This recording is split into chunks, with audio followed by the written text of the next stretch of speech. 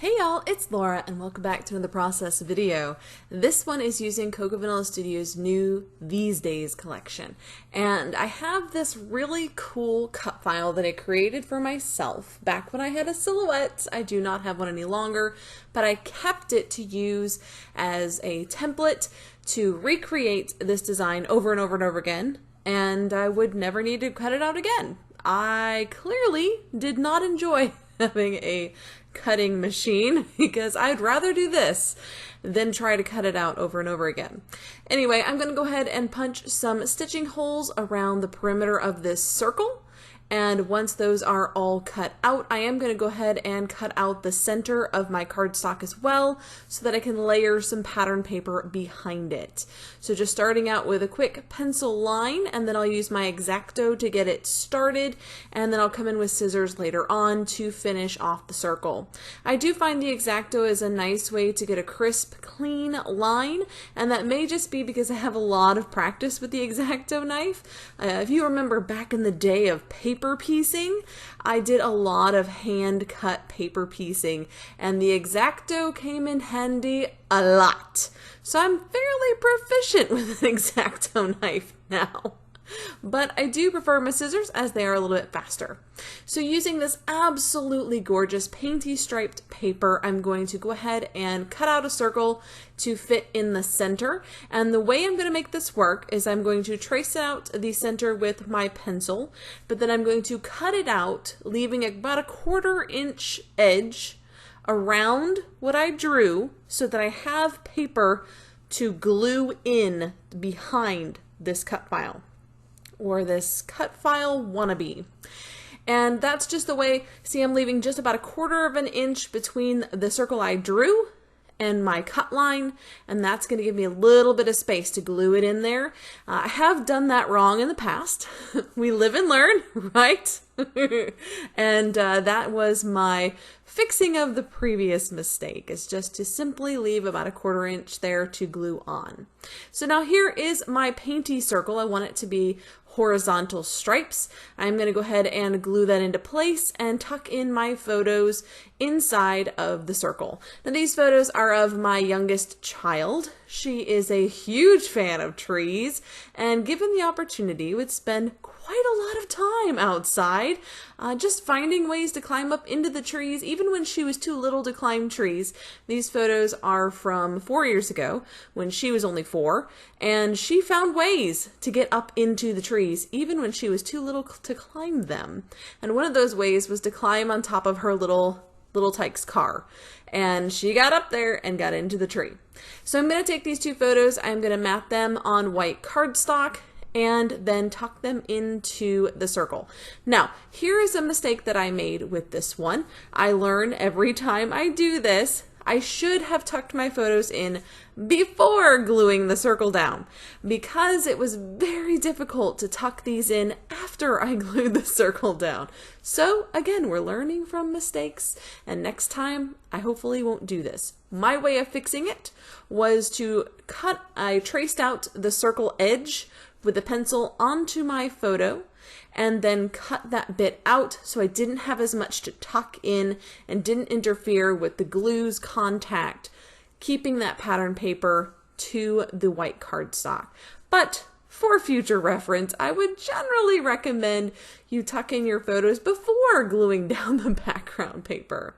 Now, pulling in the A5 paper stack, I had a few beautiful papers I considered for matting my photos. Now, this coral red is beautiful, but it doesn't help the photos pop off of that painty background. So I knew I needed to go with something a little stronger, and this wood grain worked beautifully to give it a nice dark edge that pops off of that background and make sure that the photos stay the focus of my layout. Now, the whole time I was creating this layout, it was funny the things that kept coming into my mind.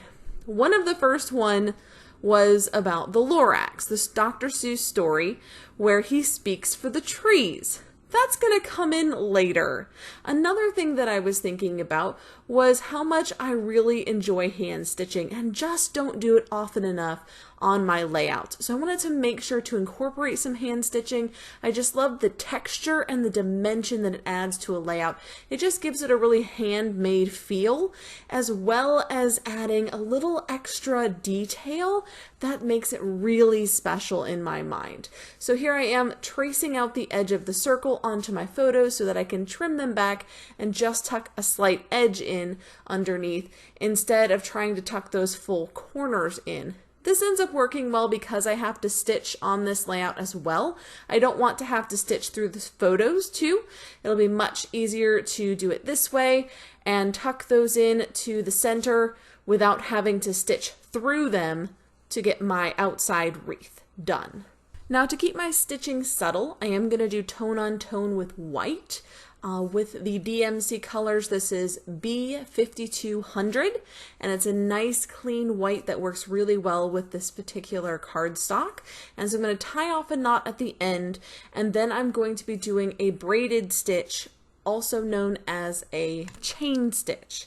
It's a fairly simple stitch, but it gives a lot of thick bulk to your stitching. So it's not just a straight line. It looks like each section is braided together with the next section. So I'm showing you how to do this stitch very quickly here.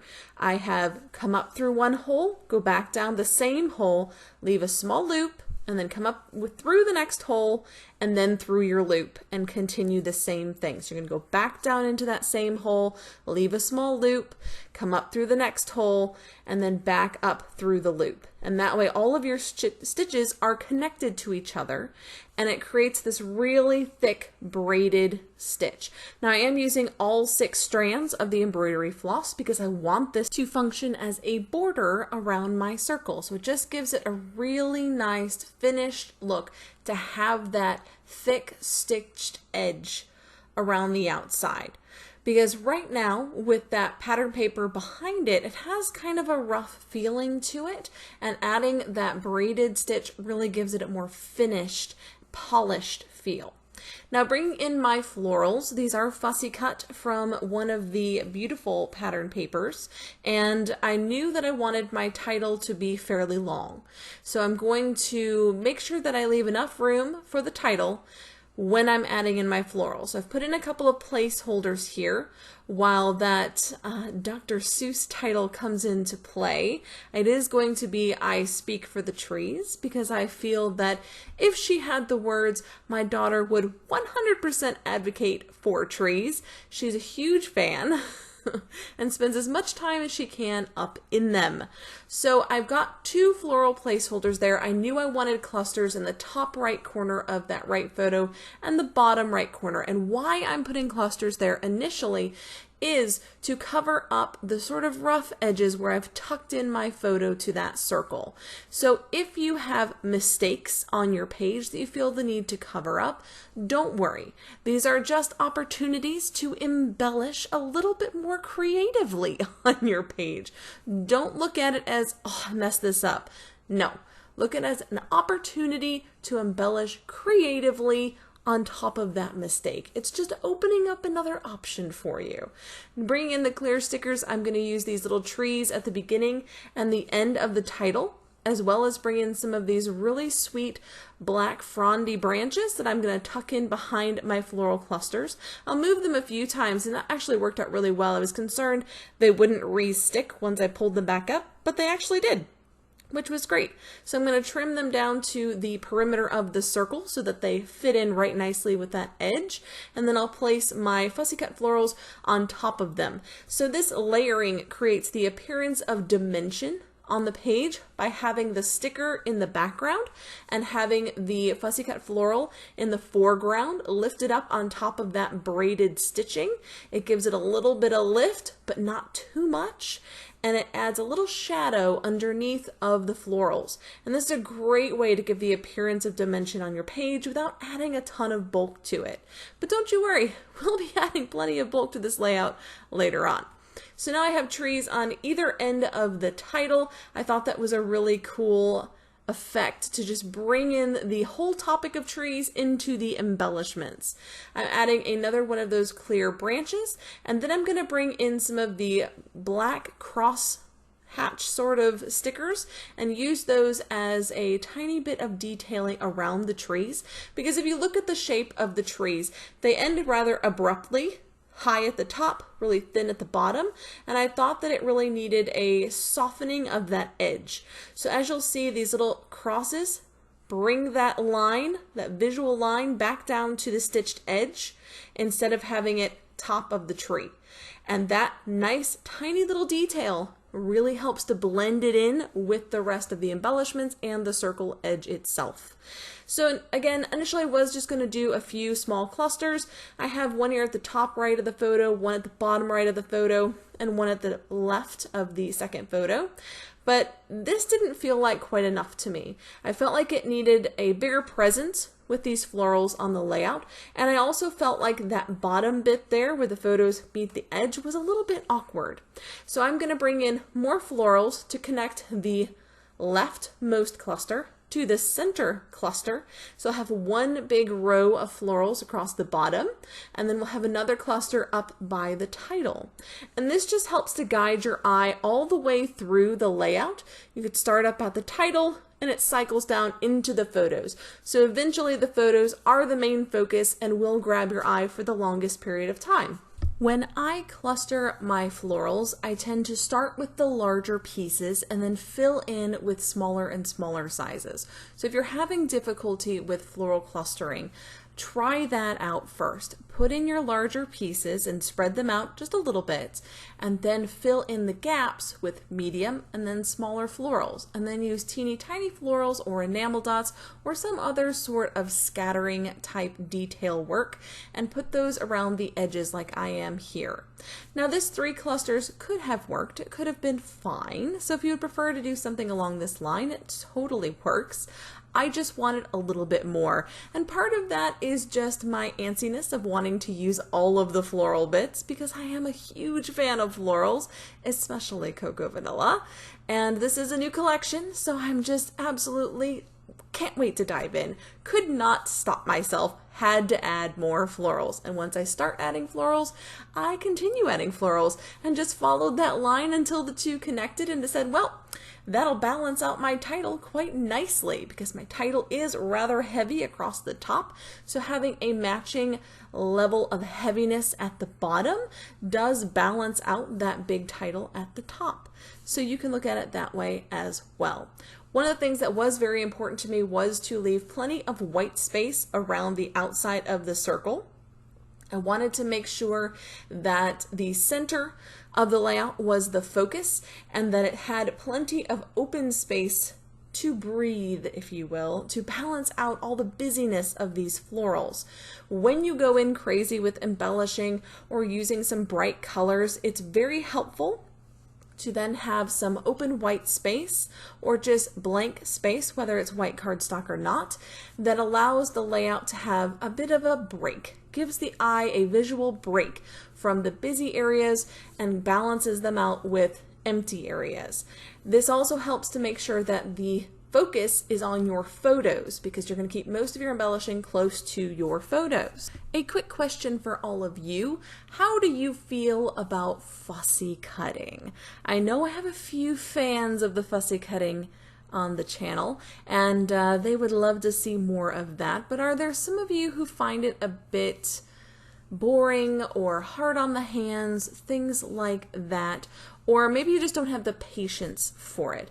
I will tell you, as a quick tip, that fussy cutting is one of those things that is brilliant to keep your hands busy when you're watching TV or you're waiting in a doctor's appointment. That is where I do the majority of my fussy cutting. Often we'll sit down in the evenings for my kiddos to watch a movie, and I will sit there and fussy cut florals. And that's a great way to have something going on with your hands, to feel productive while you're also leisurely enjoying some time with the family. Now bringing in some of those 3D buttons that I absolutely adore. They are so pretty, to add a little pop onto these florals, and then filling in a couple of gaps with some fussy cut butterflies as well.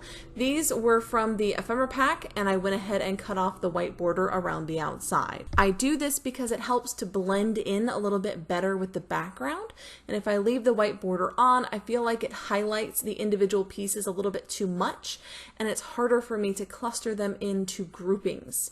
Now we're wrapping up the layout. I'm going to add some little butterfly trails with some Nuvo in gold, and then I'll take that Nuvo and dot around my clusters of florals as well, which gives a little pop of sparkle, as well as adding a enamel dot style with smaller sizes. So little dots, little kind of controlled splattering around the outside of my clusters. And then I'll come in with some Heidi Swap Color Shine to do some splattering around my florals as well. Now I do finish off this layout with a few more details, but before that, make sure you go check out the Cocoa Vanilla blog at cocoavanilla.com.au to see all the detailed photos and the little write-up I did on this layout and how it came together. I thought this needed just a few more things, so I'm going to add in a little tab above the left photo and then a little word phrase that says "love you" to finish it off. Until next time, bye y'all!